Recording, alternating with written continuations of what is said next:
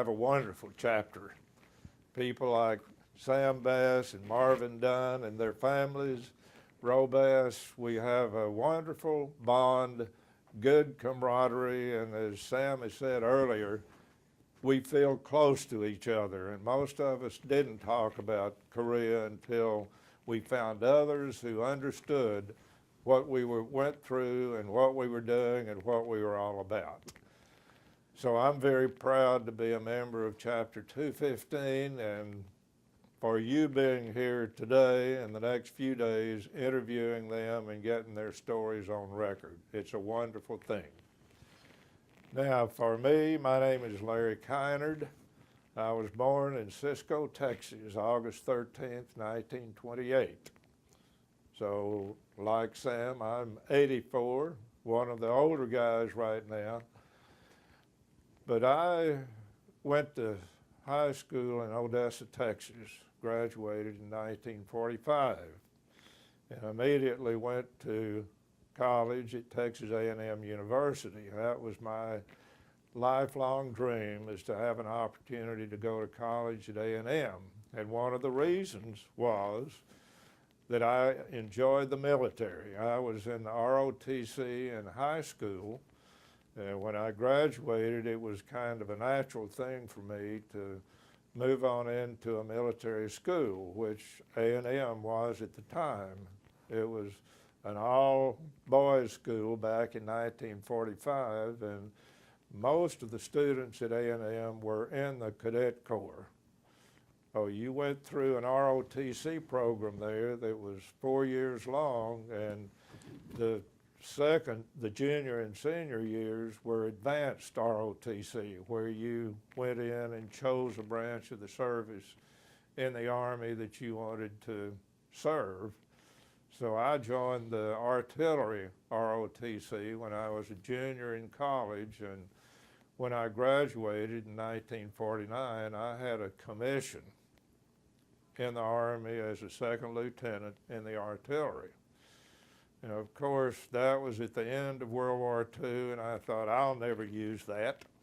The artillery would be fine, and I enjoyed that because I was an engineer, and it had a lot to do with mathematics and trajectories of shells and all of that. It just appealed to me. I thought, well, that's a combat branch, but probably will never have an opportunity to use what I learned there, which was totally different because a year after I graduated from college, the Korean War started, and I had been assigned to a reserve unit in Midland, Texas that was activated in September of 1950. Many high schools have ROTC programs, and sometimes they're good, sometimes not so good. But primarily they teach the kids about the basics of military life and some training about how to march and perform and do what you need to do if you're in the military. To me, it's a very good basis for kids to learn how to follow orders and know what discipline is all about, and many high schools still have ROTC programs. Do you have to volunteer for it, or everybody's supposed to be part of it? No, you have to volunteer for it. You have to take that as a subject just like anything else that you would take in the school. Oh. Texas A&M is a very good school now, and I didn't know that it started as a military school. Yes, from the time it was started back in late 1800s, it was known as a land-grant college, and it received funding from the state, and one of the reasons it received the funding was because of the military program they had. So from the beginning of the school through World War II, and even now they still have a corps, but at the time I was there, we had maybe 9,000 students, and 90% of those were in the Cadet Corps. Did you know anything about Korea before you go to Korea? Very little. I knew where it was. I'd heard of it before, but knew very little about the history of Korea. And when I was called into the service, I did a quick study to find out where Korea was, and my mother and I talked about it, and she cut a map out of the paper at that time because of the war starting there. A lot of the papers had printed maps of Korea, so she put it on the wall so she would know what Korea was all about. And then when I went to Korea, she followed my travels the best she could about where I was and what part of the country I was in. Wow. So exactly what were you doing when the Korean War broke out in June 25th of 1950? I was working in a power plant. I had gone to work for a utility company directly out of college and was working in West Texas in Monahans at a power plant. I was an engineer there helping produce electricity in that plant. So, and the Midland is about I guess 80 miles from Monahans, and when I graduated, that's where they sent all of my papers, Army papers. So I was assigned to that reserve unit in Midland, but had not been actively participating in anything. And so it was a surprise to me when the war started. I was living in a bunkhouse. I was single at the time, and working at the plant, living in the bunkhouse, and I received a telephone call one afternoon that was looking for Lieutenant Kinard. I said, well, this is Larry Kinard. I'm not a lieutenant. And they said, yes, you are. Your unit has been activated. You're now in the Army. So that was the beginning of my service in September of 1950. In college, in the ROTC, you go through a lot of military training. You take courses for 2 years, actually, in military life and all about the military. And then you, between the junior and senior year, all of those, the ones that are in the advanced ROTC, go to their branch base somewhere. I went to Fort Sill for 2 months to do training in the summer between the junior and senior year. So I really didn't get any additional training. They expected me to know what I was supposed to do. So when our unit in Midland was activated, we had about, I guess, 50 officers, some of them who had been in World War II and some of them who were brand new lieutenants like I was. We were sent to Camp Chaffee, Arkansas at the time, which was a replacement training center for infantry recruits. All the recruits that were drafted or volunteered were sent to one of these Army bases to train in infantry tactics. So our job was to train all of the new recruits that came in one of the branches of the service, and that particular one was in infantry. So you were already in leadership position. Yes. And you began to study about Korea. Yes. Be honest with me. What was your feeling that you are headed to a battleground and that you might lose your life? One of the things that I knew when I signed up for ROTC to begin with is that could happen. I didn't really expect it to, because at the end of World War II, that was supposed to be the end of wars. And once I was called in, our unit was activated, all of us knew that was a possibility. But I think our generation at that point knew that we had a responsibility. At least that's what I felt. I felt a very patriotic and strong responsibility to defend my country and do whatever was needed in my lifetime to protect our freedoms. And we really, at that time, communism was a big deal. I mean, we knew we didn't want communism in this country. So when we first went to Camp Chaffee, that was one of the programs we had that we taught. I became an instructor to begin with. I taught how to fire mortars and rifles and train troops going through the different things they needed to know when they actually got into battle. But one of the courses that we taught was what communism really was.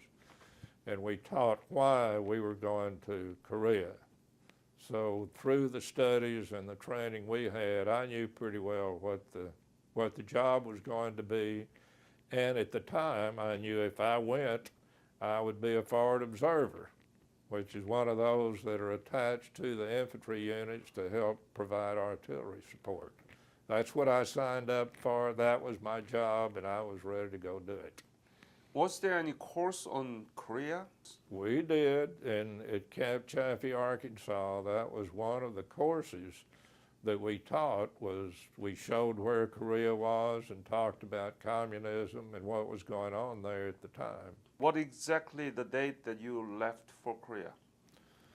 I had stayed in Camp Chaffee, Arkansas until January of '52. During the first, from September of 1950 to the end of '51, my job was to teach the recruits, do the training, and I thought I was going to go several times before that, because a number of them that had been called in at the same time I was left Camp Chaffee in August of 1951 through the end of '51. So I asked about that one time, and my company commander said, no, you're needed here right now. I was responsible for a large section of the training at Camp Chaffee. So they somehow didn't need me over there until the end of December. They started asking for more artillery officers. Forward observers were being weeded out pretty fast. We had a lot of them were killed at that time, so they put a big rush on getting forward observers over there in January of 1950, or '52. So when I got my orders to go to Korea, they said, you have 10 days to go back home and go to San Francisco and get on a plane and fly over there. So I left the States in January of '52 by plane, flew to Japan and went to Sasebo, got on a boat there and went on over to Busan in Korea. To tell you the truth, I didn't see very much of Busan.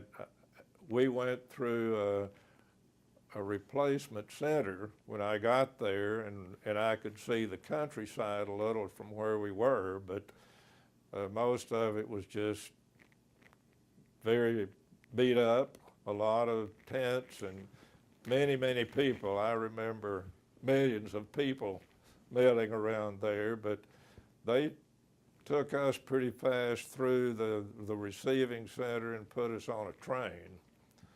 So we went on a train from Busan to Daegu, which was the 8th Army Replacement Center at the time, to get our assignment of which division we were going to.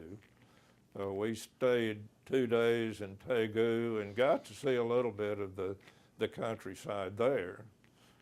And it looked pretty good at the time in '52. And then from Daegu, they sent us on to Seoul. My assignment was with the 3rd Infantry Division. We went to the 3rd Infantry Division Replacement Center just north of Seoul at that time. And we did have an opportunity to go in one of the days and walk around in Seoul and look at the destruction that was there, and it was absolutely devastated at that time. Can you talk a little bit more about the scenes of Seoul that you looked? We walked down through what I would say was the main part of Seoul, and most of what you could see were bombed out buildings, a lot of brick walls that were standing, but I didn't see any buildings that had anything to them, and they were all very, very well destroyed. But the thing that impressed me the most is we walked, the captain and I went down through the city late one evening, and all the little kids, many, it seemed to me like there were hundreds of kids walking around through the ruins. And as soon as they would see us, they'd come up, and of course they wanted candy or wanted money. They could all speak a little English and kept asking us for whatever we could give them. And just, I imagine we had a crowd of 50 kids that were standing around following us everywhere we went. And so we had a few things we gave them, but the more we gave them, the more they wanted, and the more they kept begging for it. And finally, we ended up just having to shove them away and say, you know, we don't have anything. I mean, we're just here. But they were a pitiful sight.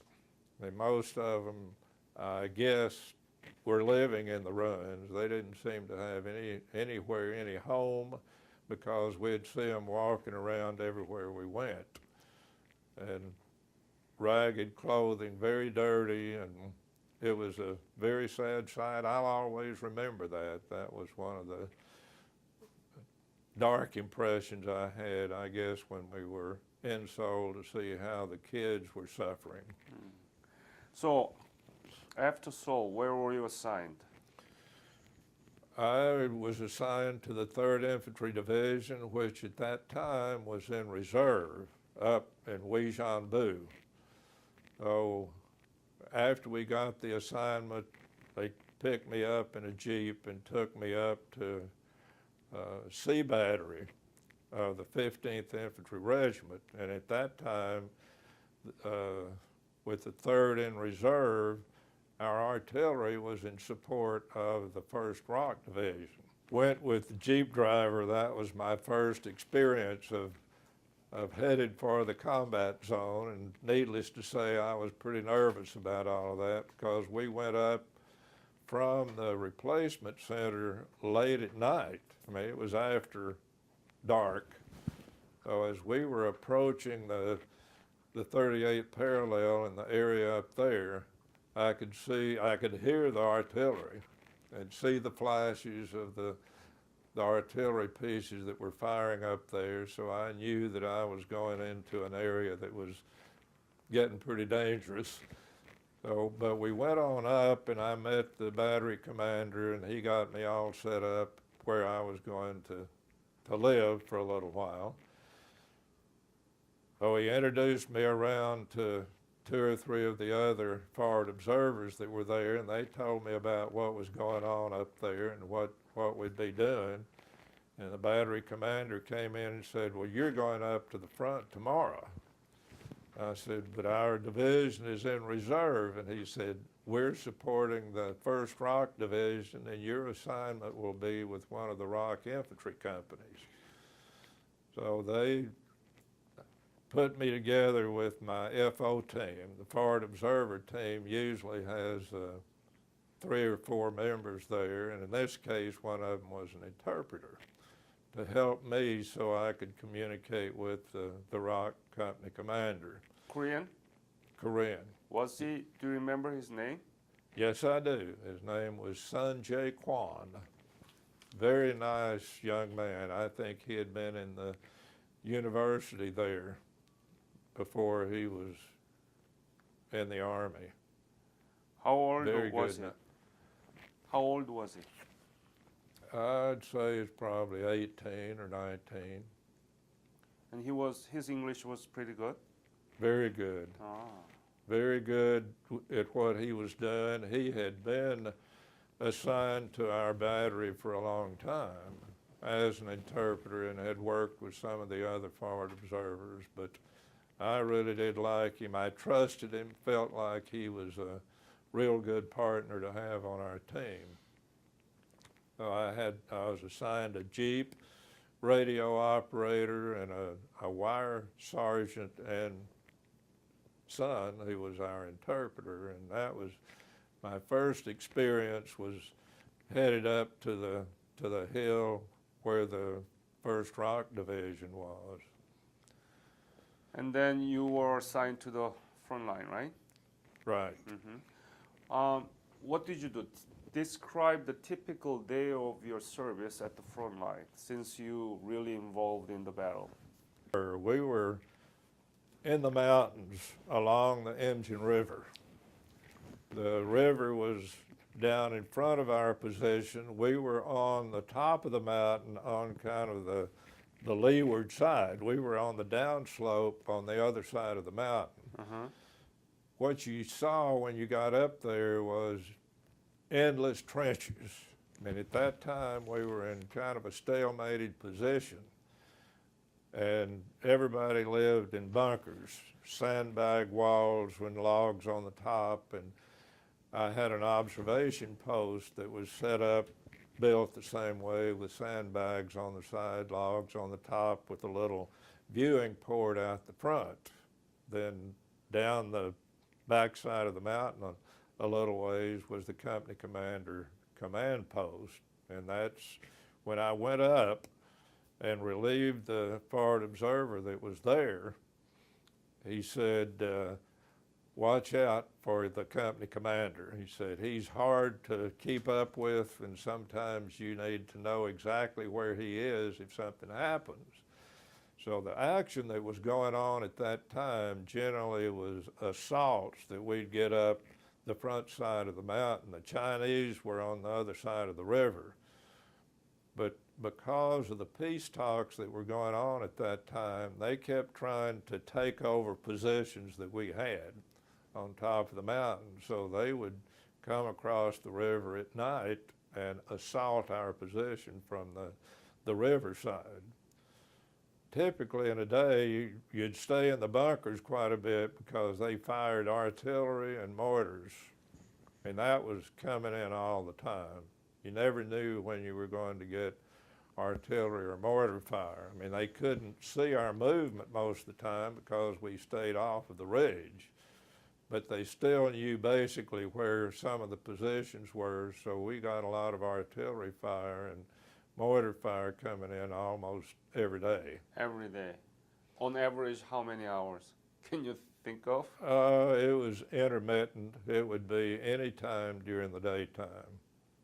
And you could hear it. I mean, you could hear when their pieces fired on the other side of the river. You didn't know where it was going, but if you could hear the shell coming in through the air, you knew it was going to be pretty close. But because we were on the back slope of the hill, artillery shells would usually go over us in the back, and those were generally at movement they might see on the trail or a road back there somewhere, but not the mortars. I mean, the mortars would come in right, I mean, they have a very high trajectory and would come into our position.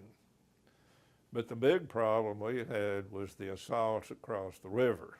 I mean, the first night I was there, we had a major assault by the Chinese that came up the riverside.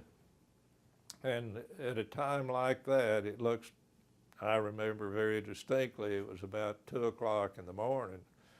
We could tell they were coming because the first thing we saw were flares.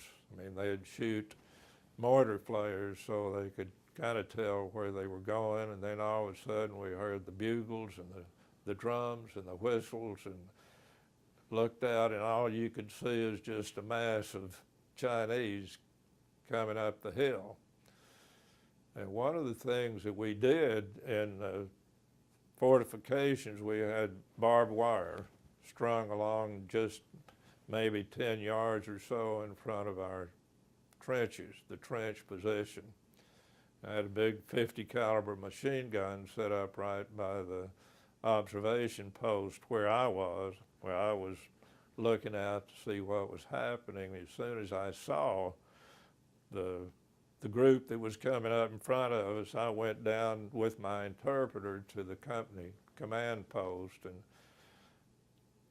talked to the company commander about artillery fire, what we needed to do, and that worked out a lot better than I thought it would. Because I always had with me a map that had the coordinates. I knew exactly where the positions were out in front of us, and we had wire communications for a little while, but that was knocked out by mortar fire. It destroyed all of our telephone communications, but we still had the radio, so I could call back to the battery. What were you thinking when you saw massive Chinese soldiers crossing the river and coming at you? To tell you the truth, I was pretty scared. It was a frightening, especially since it was my first night on the hill. I was terrified was a little too strong, but I was really, really very apprehensive about what we might be able to do.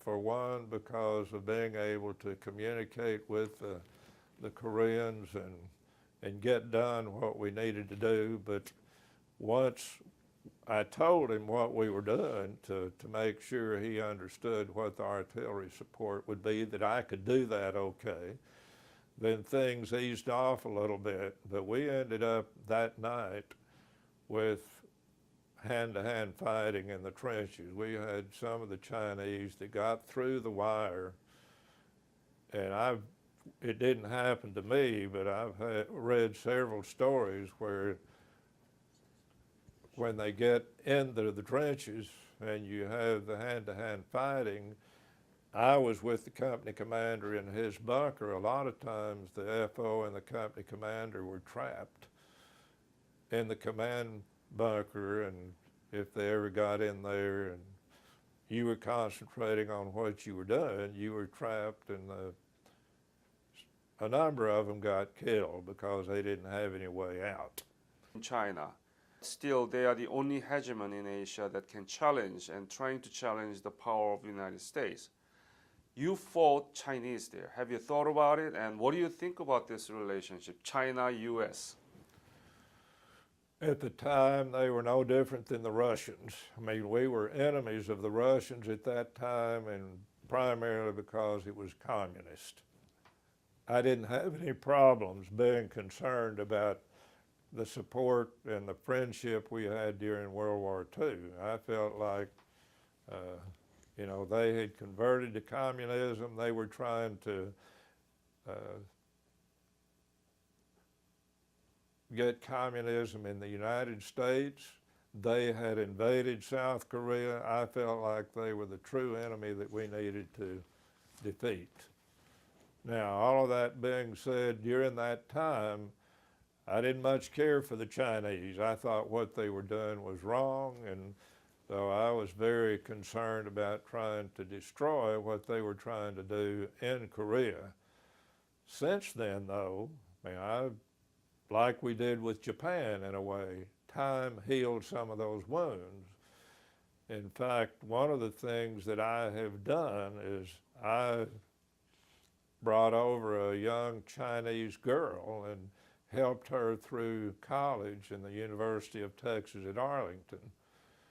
And she now has a husband. They're living here in the United States, have 2 kids. They're just like my own daughter.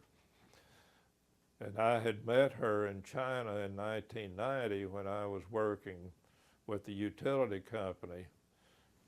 We went over and conducted some classes on the U.S. electric system, and she was one of the interpreters we had in Beijing when I was instructing there. And that shows really how far we've come, I guess, a little bit. She was from Shanghai and very much a communist at the time, but she loves the United States and knows what we have, and the life here is wonderful for them. Very, very good answer. What did you do when you were not engaging in shooting inside of the bunker? Most of the time I was in the observation post. I had what they called a BC scope, which was a high-powered telescope looking out across enemy territory, looking for movement or targets, or try to find something that we could fire the artillery rounds on if we needed to. And then other times, twice, I went on a big assault patrol, a raid out into the Chinese territory, and the forward observers generally did not go on the patrols unless it was a platoon size or a company size assault. And if we did that, then we had to go along with them, or went along with them anyway, to help call in artillery fire for support. During the leisure time, there is no leisure time? Not at all? Well, sometimes, after I was with the 1st Rock Division for about 2 months, and we had a number of things like we did the first night, but at the end of 2 months, I went back in reserve. I mean, they brought somebody else up with me, and I had a chance to go back to our battery position, which was far enough behind the lines that you didn't have to be concerned every minute of what was going on. And they'd give us a little rest time, then send us somewhere else. How often did you write back to your mom and your family? I wrote to my wife at that time. Were you married? I got married right before I left. She went with me on my trip to San Francisco when I was going overseas, and so I wrote to her almost every night, anytime I could find a space, and I'd write to my mother maybe once a week. But I never did really tell them what was going on. I just, most of the time I just told them things were okay and I was well, and I have all of those letters now that I've been going back through, and I'm trying to write down some of my experiences, and I'm using the letters to do it, but I have to rely on my memory to know what really happened. Right. Do you remember any contents of the letter from your wife or from your mom? Specific contents? Oh, mainly it was just trying to tell me about what was going on at home, and telling me what they were doing. She sent me some pictures of what they were doing, and I mean, we had a baby at the time, so she'd send me pictures of the baby girl that we had. What's her name? Baby Martha. girl. Martha? Yeah. How old is she now? She's just turned 60. Wow.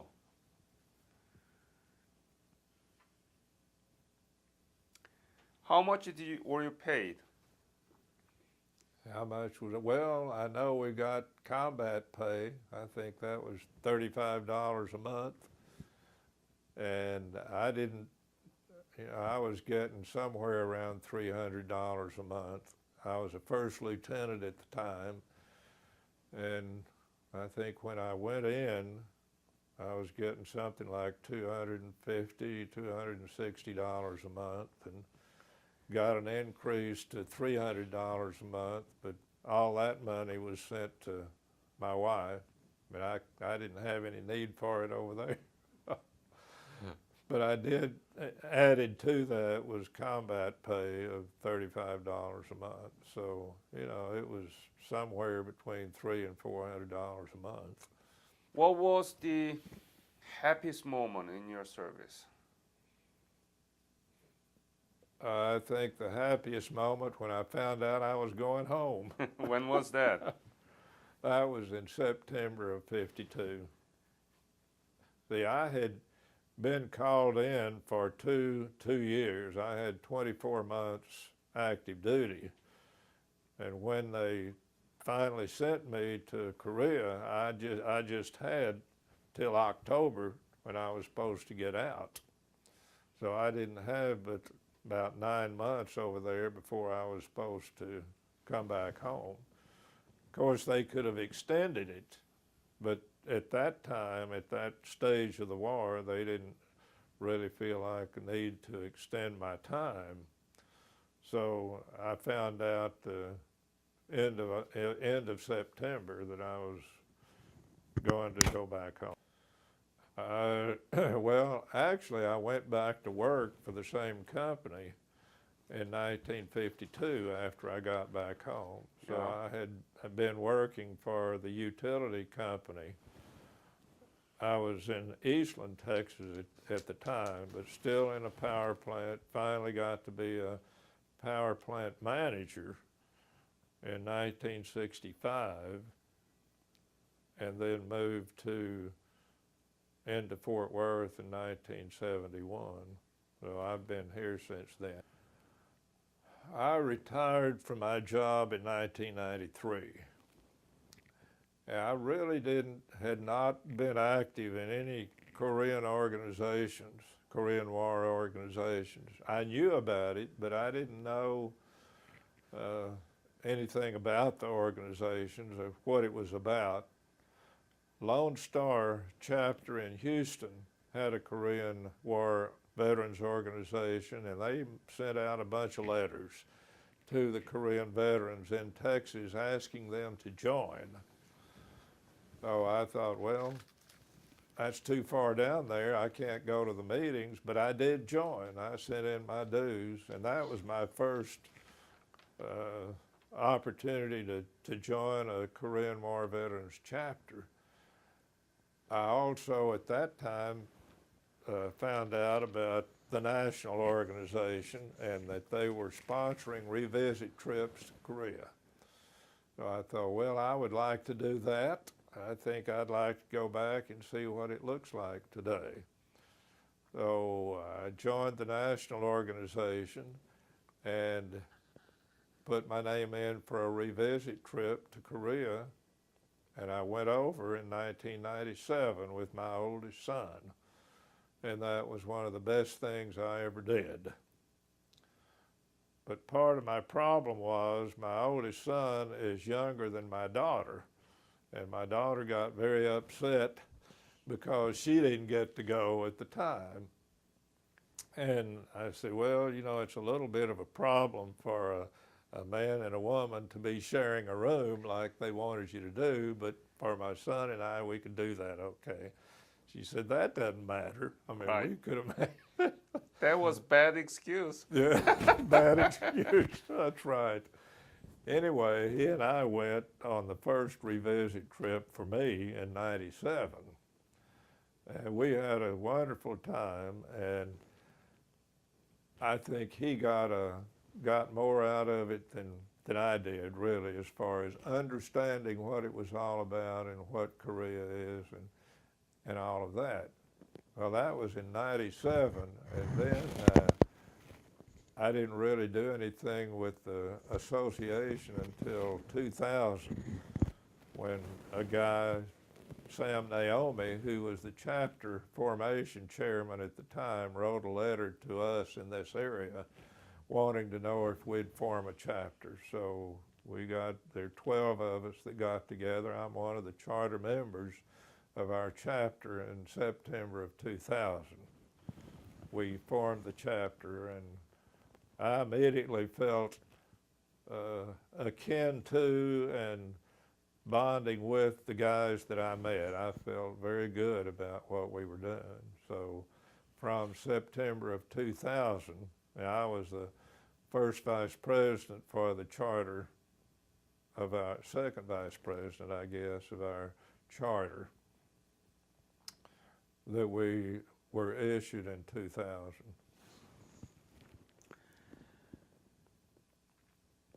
Did you go back to the place where you served? We went up to the 38th parallel, but at that time, really all we saw much was around Seoul and back up to the 38th parallel. But I haven't been able to, I've been back twice. I did take my daughter and my son-in-law and Finally. my youngest son in 2009. My wife and my daughter and her husband and my youngest son went back in 2009. What did your daughter say to you? She still says that's one of the highlights of her life. She and her husband both felt like that was, well, my youngest son too, all three of my kids think that was one of the high points of their life, to have an opportunity to go back over there. But what I could do when we went to 38th parallel, we looked out of the observation area they have there, and I could point generally back where I was, because when I was on a battalion observation post for a while, and I could look back to my left from where I was and see the balloons over Panmunjom. So I was fairly close anyway to Panmunjom. I mean, fairly close, I guess maybe within 20 miles. What did you feel when do you go around Seoul and place DMZ and Panmunjom? Proud. I'm extremely proud of what the United States did, and even more so for the ones that went to do their duty because the government asked them to, for one thing, and number two, we defeated the communism aggression at that point. I think that's probably, it should be one of the high points of any veteran's life, to know that he made a sacrifice. He risked his life to save a country. And I don't think you can ask more of anyone than to do that, to go and protect the people that were being invaded and do what we did in stopping the aggression. And the wonderful things the country has done since is all because of what we've done. I mean, we didn't do it all. I mean, the Korean people are very industrious. I think they're very smart, intelligent people, want to do something good, but I think we helped them do it. You are the chair of Tell America program. Could you tell me briefly about Tell America program, where you are and why you think it's important? The Tell America program, in my view, is one of the duties and responsibilities of Korean veterans. In fact, that is my passion these days, in trying to get all of our Korean veterans, as many as we can, to tell this country about what we did in Korea. I'm concerned that we're all getting older. 10 years from now, there may not be very many of us left, just like the World War II veterans that are dying. I'm concerned that we will not leave the legacy that we desire at this point, to have people understand what we did in 1950. So, and what I would like to see us do is to continue to work as much as we can to go into the schools ourselves, conduct programs for civic clubs, wherever we can get into with an audience, to tell them about the Korean War and what we did there. Beyond that, we're going to have to work with some, either the younger Korean veterans or our families, to carry on this legacy for us. If we don't do something like that, our war will truly be forgotten, and people will not understand, I'm afraid, the sacrifices that were made during that time. Get chapters to be involved with the Tell America program and go into the schools. Right now we have 109 out of 237 chapters with 200, active, how many? 200? 109 active Tell America chapters Out of? 237. So we've worked diligently in trying to get those involved, and we have many good chapters that have done a lot of work, and I think have made a difference with our students. When Dr. Hahn made the presentation in Boston a couple of years ago, I was thrilled, because I felt like that's another way. It's an answer to what I've been trying to do in preserving our legacy. I see his memorial as a wonderful way to put on history and make it something that will go on forever.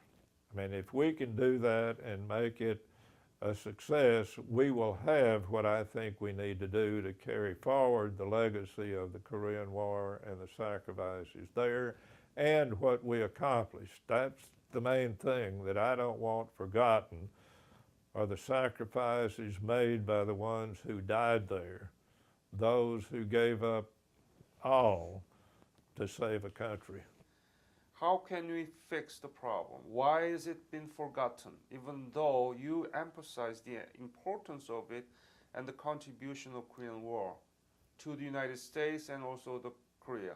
How do we fix this? What is the problem of textbook coverage? The Korean War has always been one of those lesser wars as far as the population of the United States is concerned. I'm afraid there are many still in our country that don't know much about the Korean War. A lot of the people that are coming along now that are our congressional representatives that serve our country don't know much about it. And we have a real gap there as far as knowledge is concerned. The legislators don't know about wars in particular. A lot of them that are going into these positions now in Congress are not veterans. The World War II is getting a very small recognition in textbooks these days. Korean War, even less. The Vietnam War, the teachers don't know about these wars. My concern is that unless we go to these legislatures and the education boards, we're not going to get even as much as we have now. So I think it behooves all of our chapters, Korean veterans and anyone we can solicit, to get us help to provide recognition in our textbooks of what it takes to maintain the freedoms in this country, sacrifices that are made by veterans. We're on a little bit of a high right now because of veterans coming back from Afghanistan, Iraq, and those that are in the Middle East. We need to recognize what they've done, the service they've provided, but we need to make sure we recognize what all veterans have done. And that's going to take some reinforcement from our governments and the State Board of Education to do that. It's Senator Wendy Davis who is running for election right now, and she and I have talked about that, and she said, I'll work on that if I get reelected. So even though she's a Democrat, I'll vote for her. My grandson was kind enough to make a short video to tell about his feelings of the Korean War, what he knows, and the things that he and I have talked about. I've tried to make sure my children and grandchildren understand what the Korean War was all about. He's a very fine young man. Matt is my oldest grandson and agreed and has done a wonderful job in making this short video. I think he has expressed the feeling of a lot of children and grandchildren. And I think my view is we need to make sure our children, as well as the grandchildren, have an opportunity to do this. But my hope is we can get more and more of the Korean veterans involved with their grandchildren and get them to make similar kinds of videos to tell in their way what the Korean War has meant to them and how much they appreciate what their grandfathers have done. Great. Could you turn it on so that people can see it? Hi, my name is Matt Kinard. I am the grandson of Larry Kinard, who served as a first lieutenant in the Army. Dr. Hahn has asked several of us grandkids to take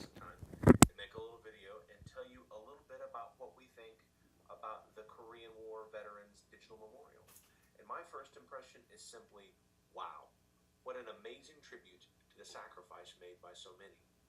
I absolutely love the opportunity I have now to go and hear the stories of these men and women in their own